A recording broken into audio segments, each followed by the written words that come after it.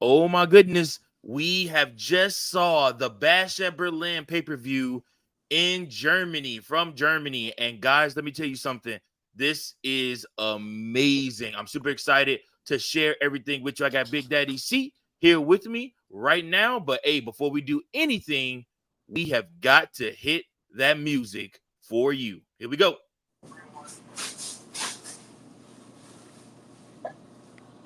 Maybe. There we go.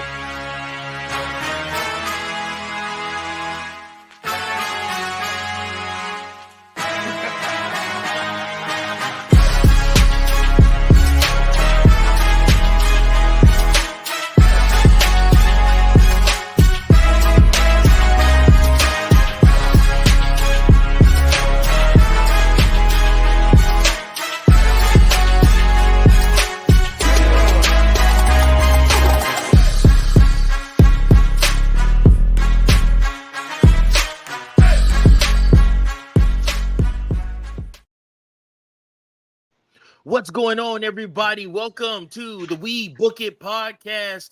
It's your boy Virgil here with Big Daddy C, and we are here covering live right after the Bash at Berlin pay-per-view PLE. I'm still used to saying pay-per-view. It sounds better than PLE. I'm not calling it PLE. It sounds better to say a pay-per-view than the PLE, but it really is a premium live event. But it was an extravaganza in Germany, just finished up with Gunther and Randy Orton. Big Daddy C, how are you feeling about this pay-per-view overall? It was pretty good. It's pretty good. I'll give it some great matches throughout the card. Main event was pretty legit as well between Orton and Gunther. So I give it a solid B. Yeah. Same here.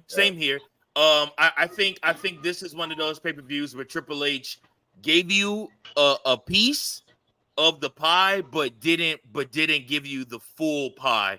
I think that it was an opportunity for them to go and stunt in Berlin and be like, look, we're in Berlin. We sold out this arena. This is the highest grossing event ever.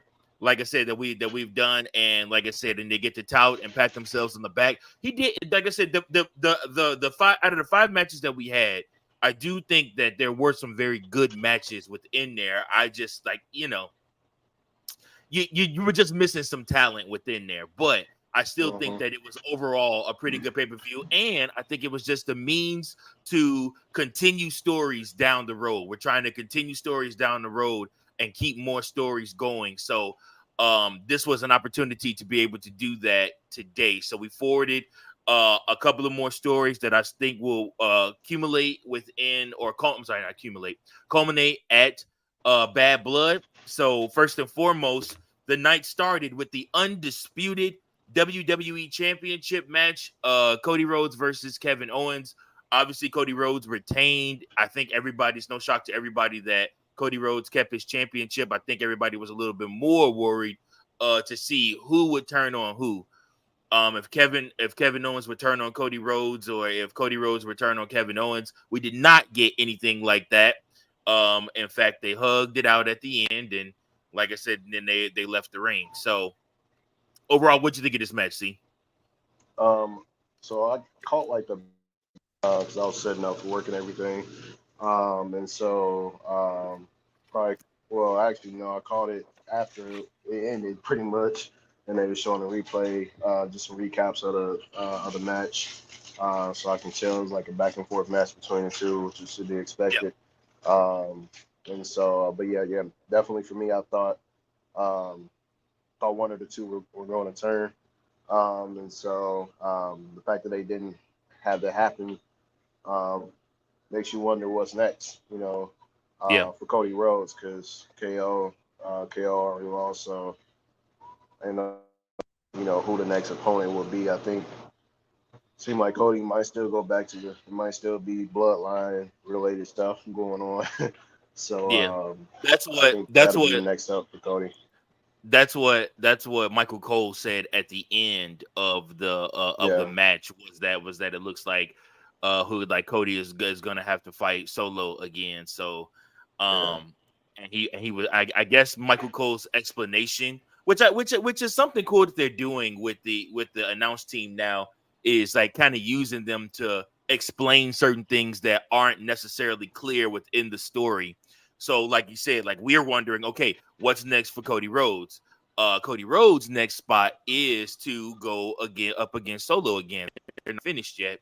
And I think it would be some type of stipulation match, maybe some type of match like a cage match or something like that. Something where it's easier and more believable Solo can win the match, especially if like everybody from the bloodline climbs into the cage with them. Mm-hmm. And gets involved or something like that, and just holds him down while Solo climbs out and wins the WWE Championship. Like I said, you can see something like that happening. Not really likely, but again, it's suspended disbelief. It's an opportunity, and that's really all you're trying to do here to entertain the fans, is make them think that there is an opportunity. Overall, this match here, I would give it a B+. It was a decent match. It was a lot of back and forth. They took a lot of each other's moves. I was much more interested in the match than I thought I would be, because the storyline to me lacked. I mean, if you followed us and watched our content over the last couple of weeks, you've known that none of us have been high on Cody Rhodes versus Kevin Owens. I mean, we all want the money match. We want Cody to start either feuding with Roman, The Rock to come back, something like that. Give us something with some meat and potatoes. So when this match happened, though, like I said, started off. First off, that crowd was hot for this match. They were super excited, and they let their voices be heard. It was a good time. And then after that, like I said, once the match went down, I think that I really appreciated what they put forth in effort. So yeah, just around a B+ solid match. Like I said, but the crowd was hot, excited for the pay-per-view in general. So moving right along to the next match, we had the WWE Women's Tag Team Championships. Jade Cargill and Bianca Belair going against Alba Fire and Isla Dawn, who were the champions. No more are they the champions, though. Team Power is back on top again with the Women's Tag Team Championships, and the crowd could not have been deader for this match. I feel so bad for these poor ladies that went out there and hustled hard and put on really what I thought was a decent match, but the crowd just didn't care. That was heavy come down after them being so up from the Kevin Owens Cody Rhodes match, and they just did not care or did not react to this match like they should have. What'd you think in this moment, Big C? I think there was a reason that during this match, I had more people coming by to get samples of tequila. Because this match, granted, you know how I am about Bianca and Jade, but like for me, I was like, as long as they won, I was good, because I don't really care for Ela and Dawn or whatever her name is. Isla Dawn and Alba Fire, yeah. I never really cared for them too. I think it was just random that it wasn't. I won't say it's random, but like I get why they won it. They wanted top hometown crowd. You know, I get it when they won at Clash. But honestly, I just wasn't into the match. I'm shocked. I'm actually shocked that Bianca and Jay won the titles back, because I was expecting for them to lose and then one of the two turn against each other. So that was my expectation. So I was shocked that they actually won the titles back. But at the same time, it's like you need somebody more believable to beat them. True. Because they technically didn't lose. They weren't involved in the decision when they lost belts at Clash. So like they did neither of the two got pinned. So the fact they won them back, it was shocking, but at the same time, it's like it makes sense. And so now we just got to see who's gonna be next up to challenge them for the Come belts. on, do it with me. You know what time it is. Oh no! Don't give me the team scissors crap. No, don't yes, do that. Sir. Yes, sir. Yeah, I mean, in a way, that's they building towards it. Yeah, they building towards it. So yes, sir. Yeah, that's probably the next up. Miss Control, I'm good. Um, so yeah, I'm. It was just the match itself. I didn't really care for it, but I'm happy Jade and Bianca won. They're probably gonna lose again because if they were to These two lose, have it's fight probably each gonna other be every the Team WrestleMania. Scissors. Yeah. Yeah. They're trying to build toward it, but they gotta. It's too early to start it now, So, Right. um, so I see why they did that. So I think they're gonna try to stretch this out as long as possible, have them keep the titles, probably until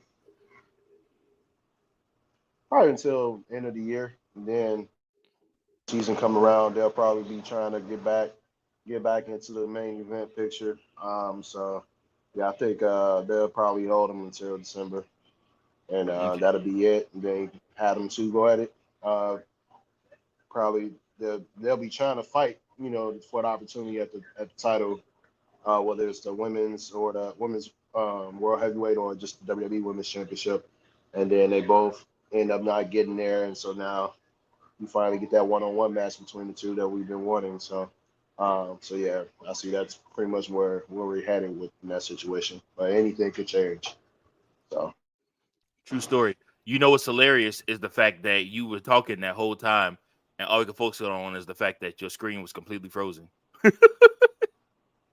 really, Yeah, but you it's can still hear me frozen. talking. It's just Yeah, you can't see anything, bro. wait, Oh what? man. Yeah, hold on. Drop out and come back in. Uh-huh. So, okay, here we go. Wait, well, you were back, but all right. So, yes, I definitely think that Jade and Bianca have to go for they have to be not necessarily a main event, but these two have to fight each other. Like I said, Jade and Bianca have to fight each other. Um, like I said, it's a big money match, and like I said, they can move on from this Am I tag moving team. now? Yeah. You good now? Yeah. Yeah, I put because I had Wi-Fi off. Sam's Club Wi-Fi. It's hit or miss. So It's a yeah, Saturday. Sam's Club is definitely like getting broke. everybody on the Everybody on that joint. Wi-Fi. Yeah. But yeah, that is your result. Jade and Bianca are once again two-time now WWE Women's Tag Team Champions. I like pairing. I like what they're doing. I like Bianca mentoring Jade and everything like that. It's gonna be amazing. I'm excited to see what they do with them. Moving right along, though, the strap match, CM Punk versus Drew McIntyre, and the crowd was right back into it. Once again, Drew McIntyre comes out in his dinosaur gear, really ready to, you know what I'm saying, to do some damage. This match was, without a shadow of a doubt, though, the match of the night. It was the best match on the card. It Agreed. delivered. I know you had to put Gunther and Randy on last because it's Bash in Berlin and because you built this around Gunther, but Hmm. Drew and CM Punk delivered in ways that you wanted to see, that you needed to see from both of them. The Yeah. match itself, I was on the edge of my seat the whole entire time. I mean, it was hard hitting from the jump. Like Drew McIntyre attacking CM Punk before the bell even rang. A couple things I noticed about CM Punk that he does that literally shows that he's always in tune and always thinking. He wore white trunks because he knew he was going to get color. And I mean, like I said, to me, that could be a correlation. I could be reading too far into it, but I feel like he wears white trunks whenever he's gonna get like color, whenever he's gonna bleed and everything like that. And literally, like I said, you just look at him and like he's got white tape, but it's like red and grayish by the time he's done. He's got white tape on his arm, it's grayish by the time he's done, and he just looks all beat to hell, but he looked victorious and he Yeah. was victorious. He did win the strap match in the second of the trilogy against Drew McIntyre. Now, you ask what's next for Gunther. I would say CM Punk may challenge Gunther to a world championship match in which Drew McIntyre ends up costing him the title. And then, boom, there you go. Like I said, then because Bad Blood isn't until the end of October and we're just reaching the beginning of September Monday. So we got some time here. We like I said, we got some time. We got about a month and we got about 2 months of time here, and they haven't announced another PLE. yet. So I think it's very important to look at that and to realize that you got some time to spare here. So you might book a Monday Night Raw World Championship match, Gunther versus CM Punk, like I said, and then Drew cost him the title, and then obviously then they have their last final match of their trilogy, which we can talk about at another time what we think that stipulation needs to be. But if you're asking me, Bad Blood needs to be full of stipulations. There don't need to be no regular matches. It needs to be full of stipulation matches. Like all of them. What you think of the strap match? Yeah, it was definitely a match of the night. Definitely delivered. Lived up to the hype. Just seeing how personal this rivalry has gotten. Um, like this is we haven't really had a strap or bull rope match, whichever one you. I feel like a lot of these matches, no matter what title it is, it's pretty much the same. Like pretty much the same. Like the rules and all that stuff. Pretty much got to hit each corner Mm-hmm. to win the match. And so I think definitely these two they definitely showed out. Um, just makes you want more, pretty much leaves you wanting more with this rivalry. So definitely I'm waiting to see it culminate at a Bad Blood. Right. So yeah, definitely back and forth. We're seeing Punk's second, full match, or second one-on-one match since being back on the card. I'm being back with WWE. He's definitely um, showing that he hadn't really lost a step, honestly.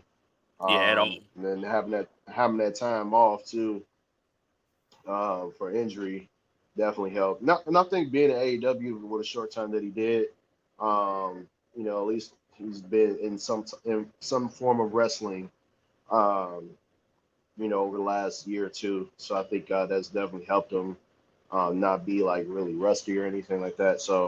Um, so yeah, I enjoyed the match, man. I definitely think it was a match of the night. I wasn't aware that, man. Like it was a pretty short pay-per-view. Yeah. Yeah. Five Only match five card. matches, but I feel like each match really went. Each match was pretty long for the most part, but not too long outside of the main matches on the card. That was the best match of the night for me. Yep. Me too. Me too. Definitely match of the Yeah. night. Definitely delivered. They did their thing. Kudos to both men, and they furthered their feud and just left you wanting more. So yeah, I definitely enjoyed it. It was a good match for sure. Now, moving right along, we have the mixed tag team match: Damian Priest and Rhea Ripley versus Dominik Mysterio and Liv Morgan. And Liv, your baby mom, comes out and she is looking legit tonight. And Man. I even commented in the group. I'm like, man, like Whew.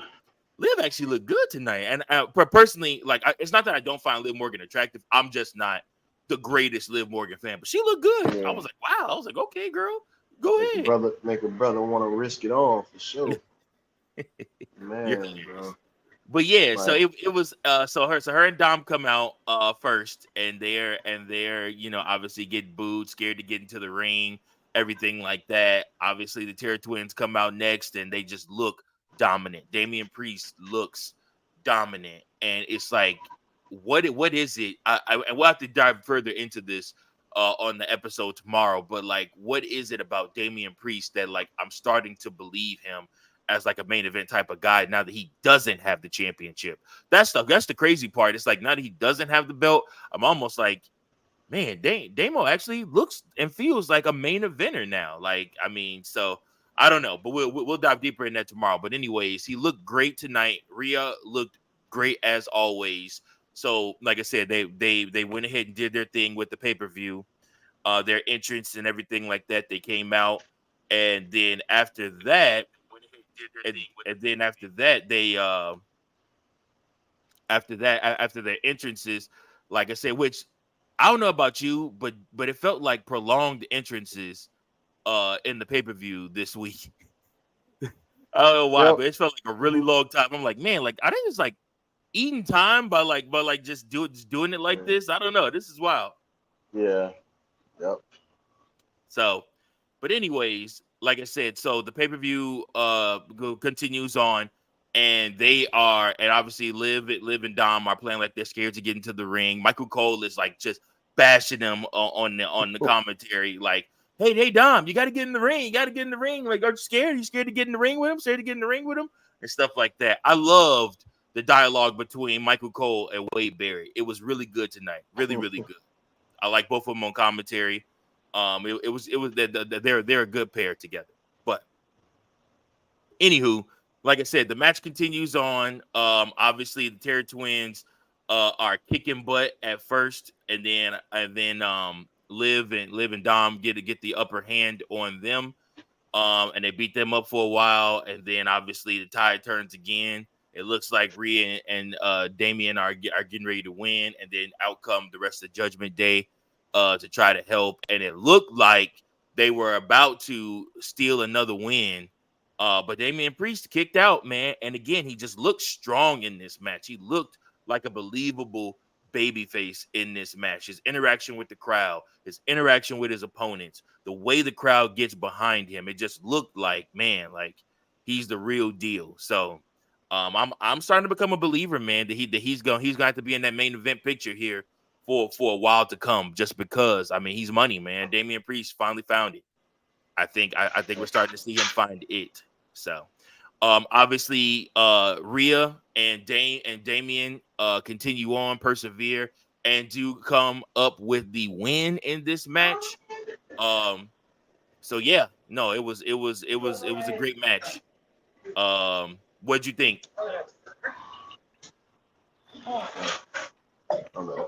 Yeah, I thought it was a good match for the most part. I think that I mean, we all knew they was gonna win the match. I didn't see like Dom and Liv, like especially in this type of situation. So I think the rivalry is still gonna continue after this. Sure. But I think this Rhea and Damien definitely needed this win. And so I don't know how they're gonna continue everything. I think it'll probably be. I think now it'd just be Rhea trying to get her title back at this point, and I think Priest trying to get at Finn. I think that'll be the next thing going on with that. But yeah, for good mixed tag match. So yeah, we'll see what happens next with those two. Yep. Like I said, Damien is my other option. If you're not gonna have CM Punk challenge Gunther, then it needs to be Damien, and it needs to be Finn, costing him another shot at the World Heavyweight Championship, and then that from there leads them into whatever stipulation match they're gonna do at Bad Blood, which will be the first time one-on-one these two go at it in a long time, and they're gonna feud for the rest of the year. They're gonna main event some Raws. And like I said, to close out the year, and they're going to probably do some pay-per-view matches too. So, yeah, they will be into it with each other. It'll be Damien and Finn. So get comfortable, folks. That feud's going to be going on for a while. But as long as they keep us invested and they add layers to it, which I think the booking team, including Triple H, has been very good at, and so I'm interested to see what's going to happen with that. Now, the last match on the card for tonight. Only 23 minutes in, and we're almost done with the pay-per-view already.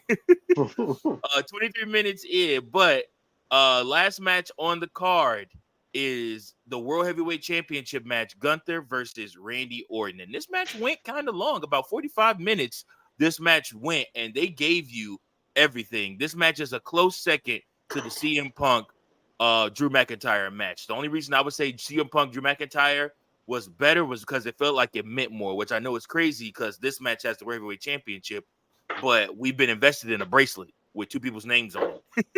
Yeah.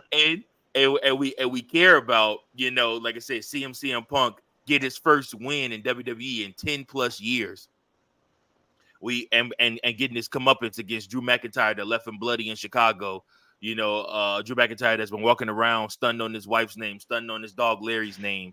So yeah, no, I mean, like I said, it's been way due past time for Punk to get that win, and I'm glad that he got it here. their story. I'm sorry, I'm talking about the wrong match. But the World Heavyweight Championship match today was really, really good too. Like I said, they went out there and Randy Orton was exactly who he needed to be. He showed you shades of the legend killer Randy, with some of his athleticism, and then he showed you some of his some shades of like he just don't give a damn with that type of Randy, the early years of the Viper when he first changed his music with some dirty heel tactics, and he beat the crap out of Gunther. I don't think we've ever seen anybody beat Gunther up in a match like Randy Orton just did. Like, it's always stunning when you watch that superstar's first time where you're like, hey, this actually looking kind of bad right now for Gunther. Like, he's really taking it to him, pause, like I said. But it was really like one of those times you look in there like, bro, this don't look too good at all. So what'd you think of the match? Yeah, I definitely thought it was the second best match of the night. I kind of figured it was going to go over 30 minutes at least, too, because it was pretty much not just with it being the main event, but it was pretty much the main match, the main feud of um of the pay per view itself. Like, it was a lot more build up to this one. So I think, yeah, back and forth match between the two. Um, Hard hitting, like their styles are pretty similar. Hard hitting styles. They both got like moves that where like they knock the normal person out easily. Mm-hmm. And it was good to see Orton hit RKO a few times. I think he did it twice. I'm not sure. Yeah, I think. Yep. Well, yeah, and so that back suplex onto the announcer was nice too. That was a nice spot. The Look Gunther, painful, man, bro. yeah. The Gunther, man, this dude, man, like, he might have his title for a long time, bro. Like, at least until Royal Rumble. Like, he For might have it. sure. He might have it for a long time. 'Cause I For don't see sure. nobody. I don't see many. I don't see really many people beating him unless. I mean, you can't really throw in the Money in the Bank because cashed in unsuccessfully. Yeah. So, Yeah, he already used uh, that. Yep.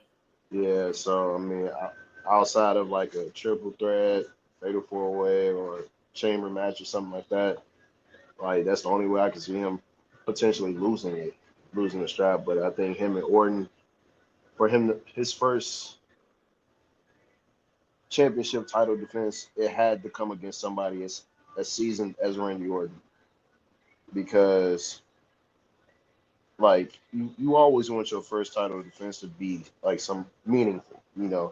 You want to have that first feud as champion to be meaningful, Yep. something that people were going to remember. And then when you win that match in convincing fashion, like, especially if it was a hard hitting back and forth match, like you want people to remember that. And I think this match delivered. Randy Orton, being the savvy veteran that he is, future Hall of Famer, like knowing his style, his in-ring style, his promo skills, everything. This is something that Gunther really needed. He needed that great counterpart for Agreed. his first feud. So this definitely delivered. I don't know where Randy Orton goes from here. The whole thing with Cody is still on the table, I'm sure. But Mm-hmm. so we'll see what happens. Get Randy in the ring with some of those younger guys. Get him in the ring with Andrade. Get him in the ring Yeah. with Carmelo. Get him in the ring with some of those younger guys on SmackDown. Let him mix it up with them. I think that would be cool too. Like I said, and just giving them a shot there. And then obviously, again, there has to come a point where him and Cody Rhodes have to fight each other. It may take Yeah. a couple months to get to that because Cody Rhodes has to insert and then exert himself from the bloodline situation. But Mm. yeah, I think that's the most important part. Like I said, and then I think one more thought on that CM Punk Drew match. If they don't do like a First Blood or a Steel Cage or a Hell in a Cell or anything like that, I think they need to do a loser leaves Raw match where like whoever loses has to leave Monday Night Raw, and I think that then, like I said, you would put the other person in position to go to SmackDown and be a part of the main event picture there in SmackDown. So It's going to have to be that's just a Drew thought. because it's going to have to be Drew because unless they're planning to save him and Seth at Mania, because I feel like that's what we might end up getting. Seth versus CM Punk at Mania. Right. I think that's down the pike. I think they felt like they wrote Seth off to give him some time off for a little bit. And so I think Steph might come back around Rumble time or maybe Survivor Series. And then we might get a match between him and Punk. But I think it might have to be Drew losing that third match, and then have Punk stay on Raw, probably challenge for the title. And you know, we'll see what happens after that. Yeah. If you notice the way that if you notice the way that building Punk up too, like he's talking different. Like he's not talking like he's on the mountaintop. He's talking like like a true baby face. Like, oh, I'm the type of guy that can take an ass kicking and get back up. I don't ever give up. I don't ever stop fighting, and I won't stop fighting and yada yada yada. I think they may be setting him up to maybe go up against Gunther for that World Heavyweight Championship, So like I said, which wouldn't be a bad thing. I'm not opposed to that at all. We'll just have to see where things go from there. Yep. So what we need you folks to do is to like, share, and subscribe to our podcast channel. This is the We Book It podcast channel. We are trying to grow our subscriber base. Every single week, we are steadily climbing with the more content that we drop. We will have a full episode for you tomorrow. We are excited. For those of you on YouTube, they will be released in clips. For those of you that want to listen on Spotify or Apple, you can find us there too. As well, those will be full episodes there. But once again, we appreciate you guys so much for tuning in. This is your Bash in Berlin review 2024. And from Big Daddy C and from Virgil, keep those booking pins sharp. Keep on booking. Till next time. Peace. See you guys.